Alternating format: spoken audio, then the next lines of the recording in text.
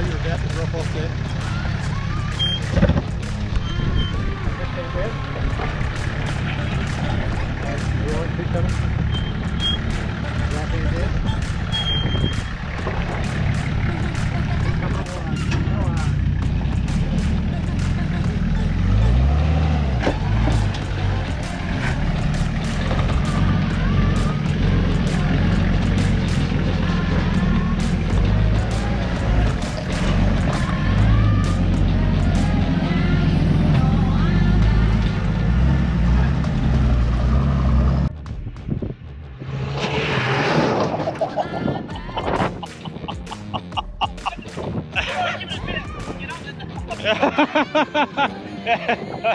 There goes some air on that one. I was like, hold on a second, something doesn't feel right. G'day folks, welcome to another episode of my 4x4. Again, we're standing in front of a vehicle that regular viewers of our channel will probably recognise. So what I'll do is I'll call the owner of the vehicle in, we'll have a little bit of a chat about it so you can see what's out there on the tracks with us. Dylan. Here you go, mate. G'day mate, how are we? Yeah, good. Okie doke mate, we've got the viewers here wanting to have a little bit of a look around at the old girl, the old kettle. So first cab off the rank, tell us, what is she? She's a 1993 GQ Patrol TD42. Yeah. Okie dokie. So we know we're talking about a patrol, a real patrol. That's it. Okay mate, let's start at the beginning. Bull bar. Bull bar. It's just a pretty much standard steel bull bar. Really, I'm unsure of the brand. Just brought it second hand, really. Okay, and I see we have the Iron Man sticker on it, but we all know it is not an Iron Man bull bar. It's just a sticker on That's it. That's correct. Yeah. That's advertising. Iron Man, guys, jump on. Jump on board. Yeah, no dramas. So it's a nice sturdy bull bar, and attached to them we've got a couple of spotties. What are they? They're just XTMs. They're from BCF. I think it's picked up on special. Pretty cheap. They actually do a pretty good job, so quite happy with them. So yeah. No problems, and I guess they're the same as anything else. They do a really good job of lighting up the sky. And yeah, the definitely. purpose. Yeah. And okay, so hooked up to the bull bar. Comms aerial. Yep. I've actually forgotten the brand name for this. It was just one I picked up from Super Cheap. Yeah.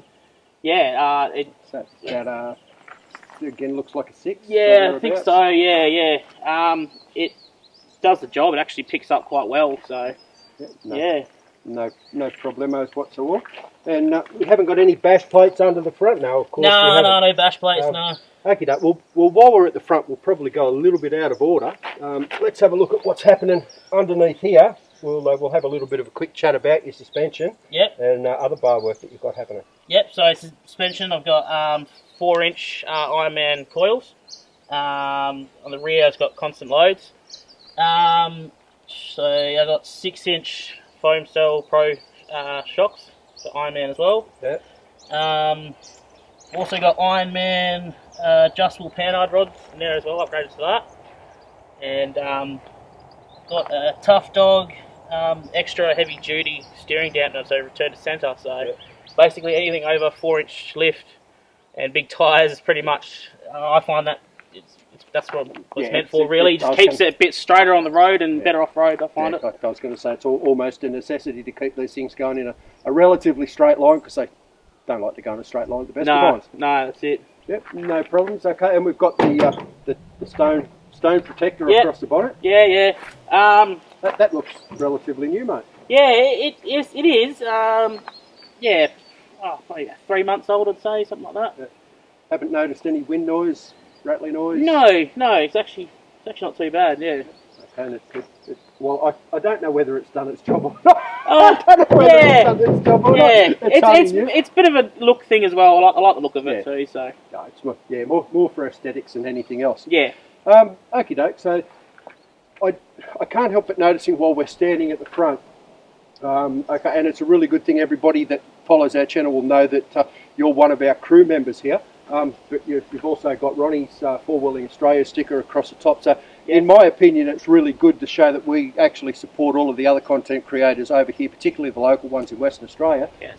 But I noticed that that's going to have to go by the wayside very shortly, mate. You've got a bit of a crack happening in your window. I've actually got a few cracks, and the last one I've recently got is running right across my eyesight there, so I've got to get onto it really quick. That happened on the way back from the Horrocks trip.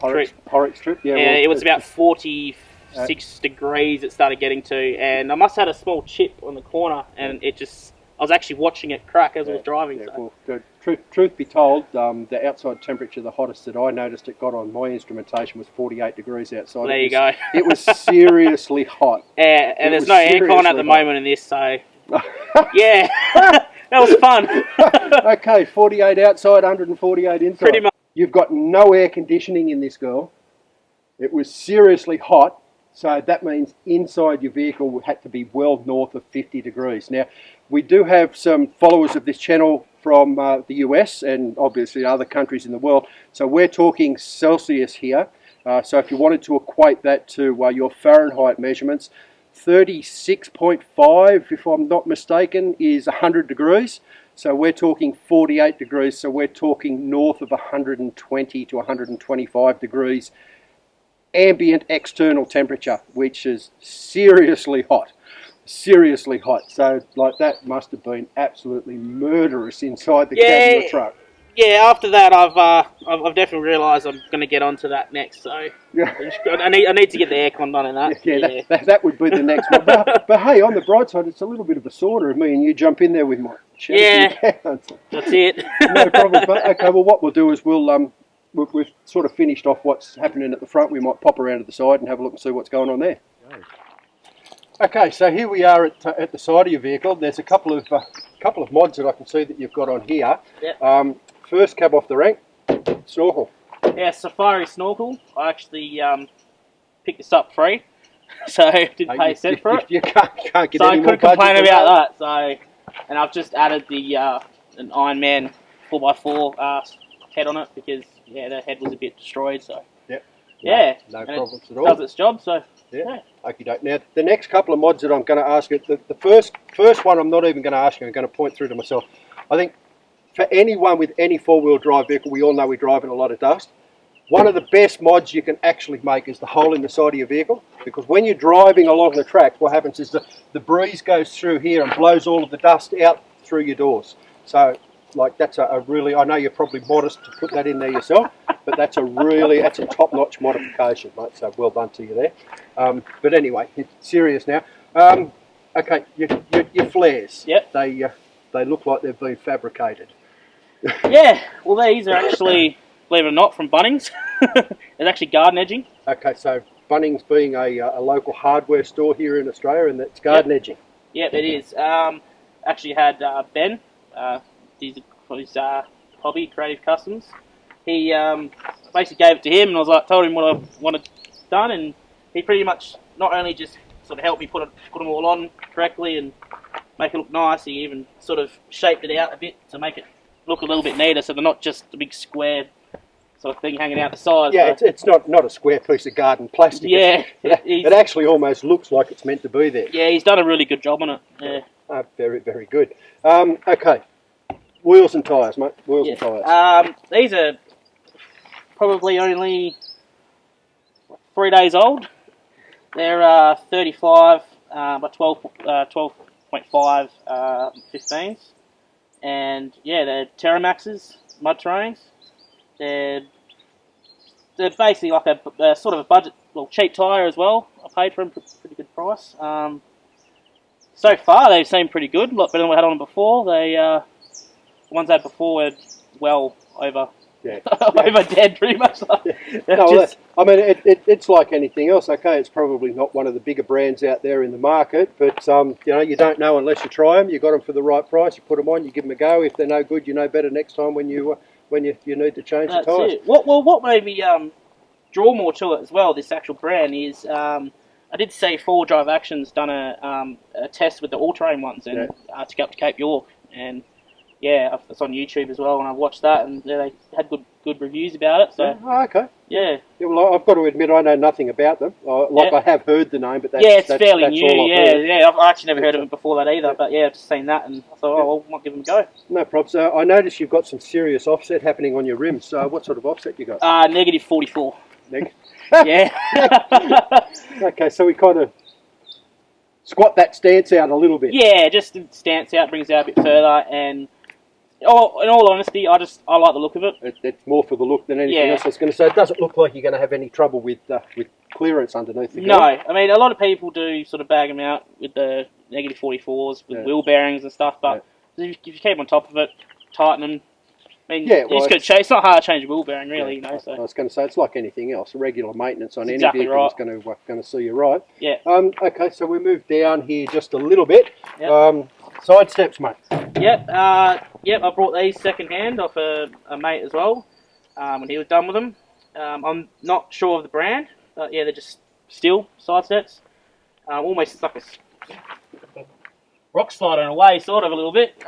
They've taken a massive beating of a lot of different rocks, and it's I was going to say they go right through and bolt to your chassis. So, they're probably not a true slider, but they're not far off. They work just as good, I guess. I mean, they've taken one hell of a beating a lot of times, and they seem to. Yeah, and on the bright side, it's obviously because you do use this for what it's built for. Yeah, exactly. There's no damage down here to your doors or your sills, so they're doing their job as far as protecting things are concerned.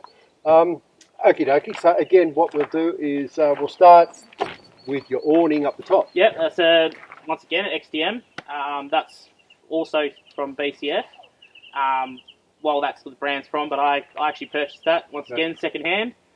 Almost brand new, pretty much, when I bought it. It's a 2 metre by 2.5, I think it is. Yeah. But I probably am looking. I probably will upgrade that to a 2.5 by 2.5. I think. It's not wide enough for me. Really, I would like it to be a bit wider. Searching for something a little bit more, but I mean that's done the job for you. In the meantime, so you put a couple of bucks in your pocket. That's it. And you've got it hooked up to a rack. What sort of rack is that? I believe that's I bought that second hand as well. That's I believe it's a Super Center rack. And I've usually chuck my swag up there when I go camping and stuff like that. A few other bits and pieces. I was going to say, we're not 100% sure of the brand. We think it's one of the. I believe it is budget mods. Yeah, it's fairly sturdy and fairly substantial. I've witnessed people standing on top of that to get the stuff down on camping trips. Well, I've stood on top of it, so yeah, definitely. I've actually had a tree. Can I shake your hand? Yeah. Because A, it goes to say how strong it is. Oh yeah. But B, I think, man, that's an effort to get up the top there. I'd climb on the back of the tyres. Man, that's good. We might get in to do that for us later on. I want to see this. But no problems whatsoever. We've got everything up there that you need, and it works quite well. That's it.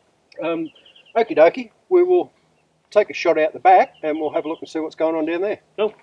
Okay, as we're walking down the back of your vehicle, I see that we made mention of a bit of support for Ronnie's channel, but I also see that there's quite a few other stickers that you've got on the side here for some of the other local YouTube content creators.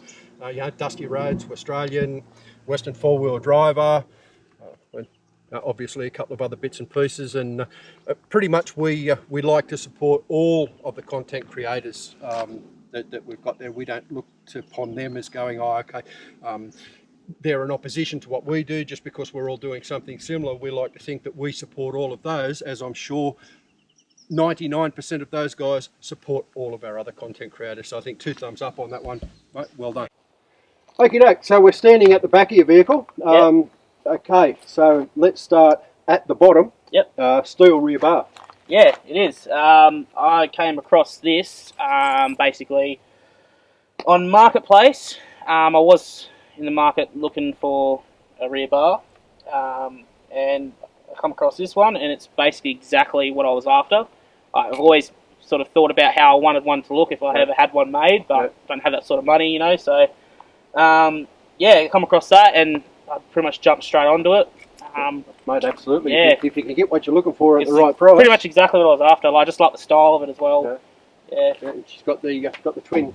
Yep, sure twin does. Tyre carriers. Yeah, twin tyre carriers on it.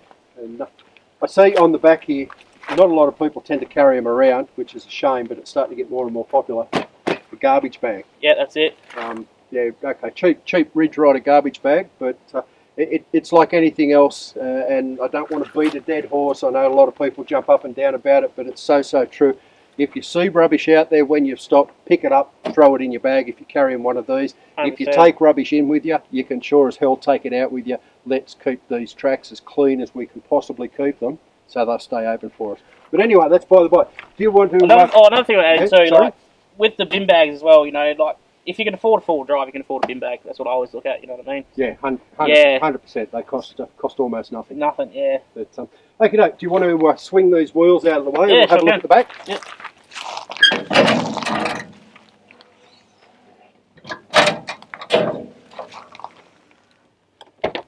Just before you open that door, light set up? Yeah, so that's just for camping lights. I actually haven't got it hooked up yet at the moment, so that's something I'm going to be looking at in the future. Well, it still doesn't stop them from being camping lights. Yeah, you just can't use them. Yeah, yeah, but yeah, so I haven't got around to it just yet, but no problems. Yeah, take it out, swing her open. Basic. It might be pretty basic, but it does the job. That's exactly right. Okay, so we haven't got a drawer system in there, but you seem to have a couple of bits and pieces, boxes and stuff like that, sort of thrown in there. Yep. That you do your setup. So just have a real quick talk through. Is this how you'd set it up if you're going away? Pretty much, yeah. Basically, I've just got an ice box at the moment. That seems to do the trick, just for a few nights or whatever. I've also got here where I keep all my cutlery, plates. Coffee, sugar, just all that sort of stuff. Sometimes I'll add an extra tub in there as well if I need more. Yeah. I've got my cooker in here as well, just a gas one, butane, sorry. And then also my tools, the Tool Pro from Super Cheap. I keep that in here as well. It's good. I like Super Cheap. It's a TD42. You'll notice the most comprehensive thing he's got in here is his repair kit. Yeah. No, that's I definitely take that everywhere with me. Never leave it behind. Just got it in here. It's just an old Woolies bag, I think it is. I keep just a couple of random hoses, wheel bearings, just a bit of things like that as well. Just all the stuff that normally breaks when you're out. Pretty much, yeah. So, easy change. And the whole point is, you can't carry everything because you can break something that you just don't carry a spare. But when you know your truck, like hoses, clamps, wheel bearings on these things are one of the things that you can throw. Definitely, yeah. And they're, I wouldn't say showstoppers, but they can certainly ruin a good weekend away. But if you've got a spare hour on the side of the track, bingo, bango, bongo, you've got it changed, you're back on the track and away you go. Definitely, yeah. I've got chairs I just keep there on the back. I've got a table as well.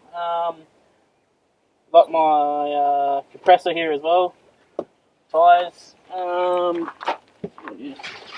And one thing I see, you've got a cargo barrier up in the back there, which a lot of people don't have. I think they're a wonderful thing. It keeps your stuff from whacking you in the back of the head down some of those. Definitely, because I actually got that just before Bubs was born too, because I didn't want anything obviously going straight over the chair, so it definitely just stops everything.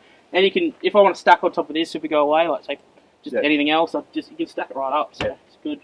100%. Well, you can't see out of the things anyway, so well, that's it. Yeah, stacking it up's not a problem. Yeah. I've just got some water. Just keep my coolant, oils, got some sunscreen, stuff like that. Just keep that down there. Yeah, well, again, as I was saying, it's a TD42, so you need your coolant. And you need coolant and oil is, I've always got to have that there. Critical component in the Nissans. Yeah, that's it. Yeah, okay, so while we're at the side here, I see probably a little bit of a modification that you've done yourself or had someone do for you. Yep. Windscreen shade. Yep. Has been cut to size to fit to keep the sun out of the back of your truck here. Yep. And to keep the temperatures down marginally, other than that one particular day we were talking about. Yep. How do you find that works? Like that, I mean, end of the day, that is a super cheap modification. Yep. That looks okay. Does it work? It does. It 100% works. I did that myself. I just went to Kmart and just brought a couple of sunshades or something and just basically traced it out and cut it and stuck it on there with some double-sided tape, and it's unreal how much it actually works. Keeps it cooler as well. And does its job. That's the whole point. Like rather than paying hundreds of dollars for the professional tinting, yada exactly, yada yada, $5 down Kmart and a pair of scissors. Yeah, it works, and you're away. Yeah, very good. No problems. Well, what we'll do is we'll close the back up here. Yep. We'll take a quick walk around the other side and have a look, and then we'll jump into the front office and see what's happening in there. Okay, so here we are in the cab of the old bus. All right, I'll get you to talk us through it, but first, cab off the rank, let's have a talk about your comms. Yep, so I got Oricom, UHF. That's pretty much, I think that's an 80 channel, I believe. Yeah. But yeah. I see no expense spared on the microphone holder. No, I did have one on here, but yeah, it kept falling off, so I don't want to drill into anything else at the moment, so I just sort of sit there at the moment. I could understand that. Yeah. Like you really don't want to drill holes in such a pristine dashboard. That could be a collector's item one day. No, I'm gonna get some. Sorry, man. I'm not taking the mickey. The old girl, trust me. These old girls, they go anywhere. They don't go anywhere quick, but they do go anywhere. They get there. Yeah. Okay, keep going, mate. Yeah. So yeah, that's that. I've got this little thing here I brought off eBay. That basically just tells me my voltage and the temperature as well. One thing, sorry, just one thing that I notice here that I don't believe is a standard feature, but it kind of sits in with all of your dash. Your normal clock. Yeah, that actually is a standard feature. It's a standard feature. Yeah, there's serious. Yeah, it is. Yeah, there's a bit of a joke about that in the patrol community. In the GQs, it's they say, like, you know, it's a good day when the clock works, because a lot of the times, nearly all of the GQs, that doesn't work. It just works when it wants to. So, but surprisingly with mine, it seems I've never had an issue with it. Oh, so. okay, I was going to say a bit like a Jeep. They work when they want to. Yeah, It's got attitude. yeah, but no, yeah, that's all standard. Isn't Yeah, it? no, it just it looks a standard feature, but I didn't think it would be. Yeah. Given the history of the old girl. Yeah. Yeah, no problems. Okay, keep going. Yep. I've got my camera up here as well. It just records just everyday driving and stuff like that. Yep. Yeah, that's also brought from Super Cheap too. Yeah, no problems. And I see you've got a fairly substantial directional navigation mount. Yep, yeah, it's a mount. Yeah, there's nothing in it at the moment. It actually holds my Samsung tablet. I run maps off of it. But in all honesty, I just use my phone most of the time now. All the apps are on there too, so I just use that. But yeah, that's there if I need it. Oh, look, it's always handy if you're doing a big remote trip. Yeah, to have something with a decent size screen. Yeah, but definitely. yeah, no, like you these days, your smartphones, they're actually pretty smart. Yep. Okay, so you've got a couple of switches down here that I have no idea. Let's start with the red button. Red always means danger. This one here, this is actually it's an old sort of red arc brake controller. That was in it when I purchased the vehicle. This vehicle was pretty stock when I got it, but that was in it, so I guess it was used for a tow vehicle. Yeah. So yeah, it's okay. No, I looked at the red button and thought, ejector seat. Yeah. Well, I know how you drive. I've actually pushed it yet, but yeah, yeah. No, so yeah, that still works. So it's all good. I've got a few switches here as well. A couple of other toggles. Yep. So this one here is for my spotlights. This one here is for actual, if I've got like the fog lights for the that was originally in the old bar. It's not in there anymore, so it's just the spotlights at the moment. Your on-off toggle. That's, I believe, I actually don't know what that one is for. That was also in here. I was trying to figure out the one out when I first purchased the vehicle. That was already in here when I got it. So just a tip, right? Turn everything on. Yeah. Hit that and find out what turns off. Yeah, well, that's what if nothing turns off, it's not connected. Yeah, we Ben actually helped me, went through all my sort of main wiring for this section, and I think from memory that was not even wired up to anything, so we just sort of ripped it out. But I've just left the switch there if I need it for something else to wire to. Fills a hole. Yeah, that's it. No problem. What else I got? Obviously my hands free. I've got my boost gauge here as well. I can just read and tell sort of how much I'm boosting at. Okay, so it's a turbo boost gauge? Yeah, turbo boost gauge, yeah. Yep. Not a problem. Yeah. And everything else looks fairly stock standard for the old girls? Yeah, yeah. Okay, so I guess it's not got a massive amount of upgrades and bits and pieces and bells and whistles and stuff like that. And we'll go into that a little bit further when we're sitting having the chat. Yep. But it's a GQ. That's it. They were built for a purpose. Exactly. So what we'll do now is we'll get out, we'll sit down, Yep. have a drink, and we'll talk about the purpose it was built for. Yep. Cheers, So mate. easy. Okay, so we'll have a bit of a chat about the old girl. Yep. But before we do that, it's just a couple of questions that we've kind of slid past and missed in the walk around.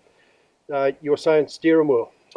Yeah, the steering wheel, I've actually removed the GQ steering wheel and upgraded to a GU. GU steering wheel. I just like the look of it. Looks a bit more modern and a bit nicer. And it's actually a little bit more smaller as well. It's only slightly, so yeah. Okay, that's just a straight bolt on. Yeah, pretty much, yeah.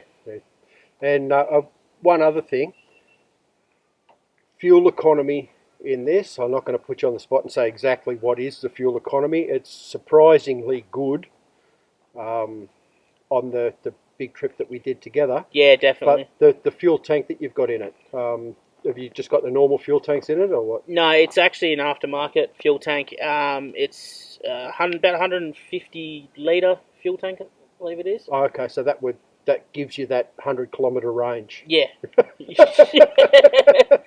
Kidding. Yeah, okay, so look, we've got a long-range tank in it, 150 litres. We've got the GU steering wheel in it. It's not a bad old bus inside. It's it's seen a lot of action.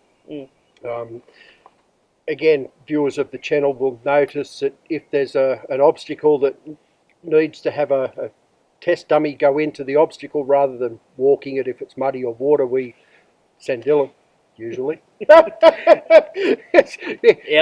If he can't make it, ain't none of the rest of us going to make it.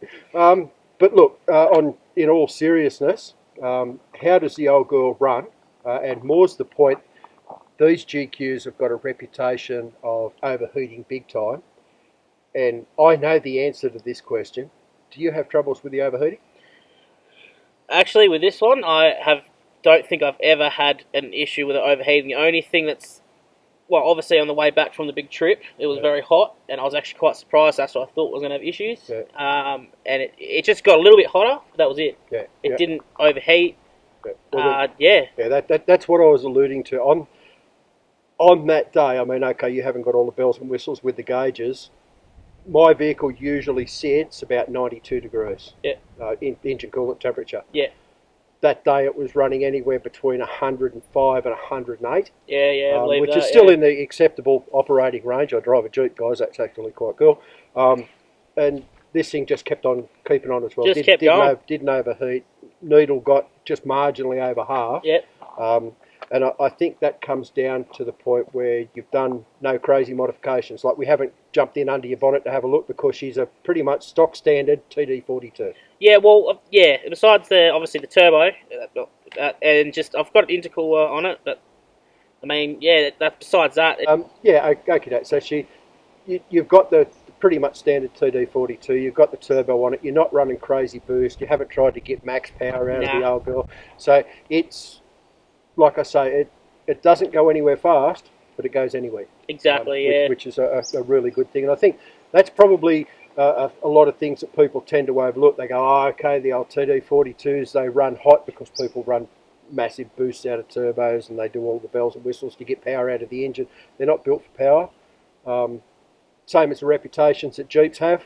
A lot of people go, oh, Jeeps are unreliable. I actually find it's quite the opposite. Jeeps are extremely reliable until you start trying to get stupid horsepower out of them, or people bolt turbos on them, or people bolt superchargers on them. And again, of course you're going to have trouble. Of course, the engine's not built for that. If you want to put a big turbo on or a supercharger on, you have to do work to the engine. You can't just expect to bolt the accessory on and go, she's right, this thing's going to be a real weapon, because it's not.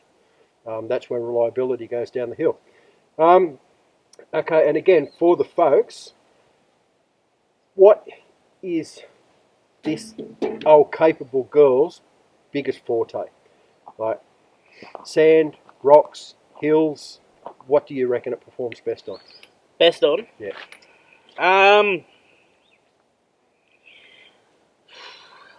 It's sort of a bit of an all-rounder, really. But with...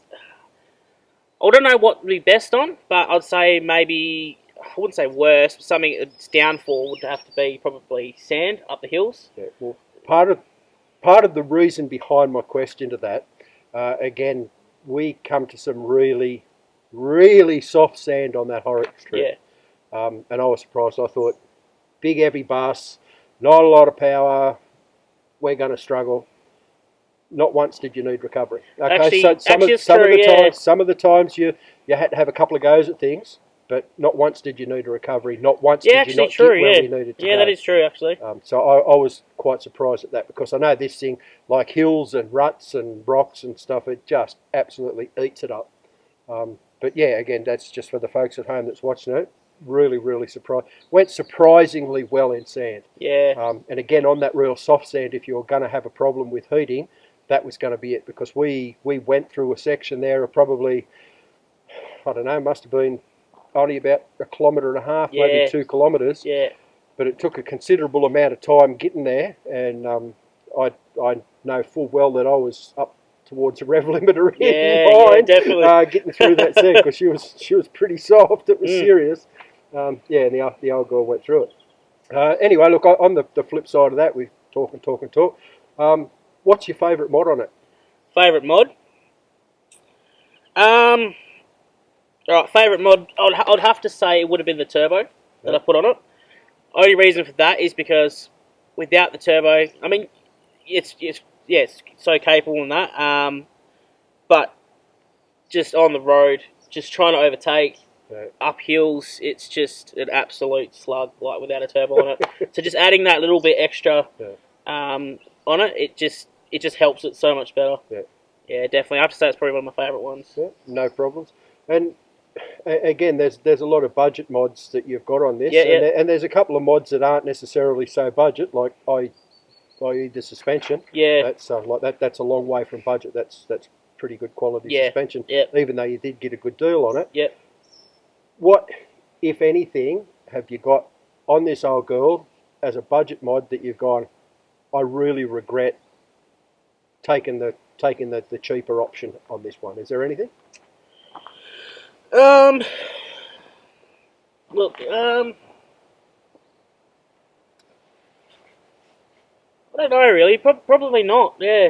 There's And again, there's no right or wrong answer to that. What I was asking was, on my vehicle, on a lot of other vehicles, people have got budget options there that you go, I'd never buy that budget option again, because it just doesn't suit my purpose. Not saying it's not a good option, it just doesn't suit my purpose. There is definitely a lot out there like that, of stuff that's you would regret, but the stuff I've got in here, it's all pretty. Yeah, it does its job and it suits your purpose. Exactly, yeah.